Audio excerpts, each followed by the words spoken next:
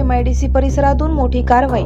स्थानिक गुन्हे शाखेच्या पथकाने अवैध गुटखा विक्री करणाऱ्या दोघा आरोपींकडून तब्बल 4,05,585 रुपये किमतीचा गुटखा आणि पान मसाल्याचा मुद्देमाल जप्त केला आहे।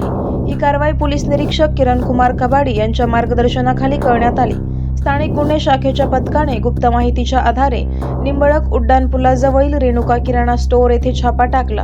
या ठिकाणी बापू मच्छिंद्र कोतकर वय वर्ष 40 राहणार नवनापूर यांच्याकडून राजश्री पान मसाला, विमल, गोवा, जीवन आणि V1 नावाच्या तंबाखूचे साहित्य जप्त करण्यात आले।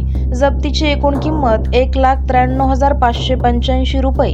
यानंतर पथकाने मिळालेल्या माहितीनुसार माऊली उर्फ ज्ञानेश्वर रमेश गायकवाड राहणार विळद घाट, नगर मनमाड रोड यांच्या रोडवर छापा टाकला असता सदर ठिकाणी 2,12,000 रुपये किमतीच्या पान मसाला व सुगंधित तंबाखू हस्तगत करण्यात आला।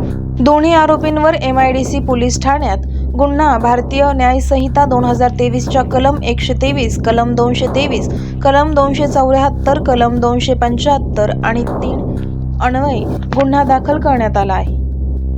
ही संपूर्ण पोलीस कारवाई अधीक्षक माननीय सोमनाथ खारगे यांच्या सूचनेनुसार स्थानिक गुन्हे शाखेच्या पथकाने अनंत सालगुडे तसेच अंमलदार विष्णू भागवत, अतुल लोटके, राहुल द्वारके, भीमराज खर्वे, भगवान थोरात आणि अजूर बेबडे यांच्या सहकार्याने केली।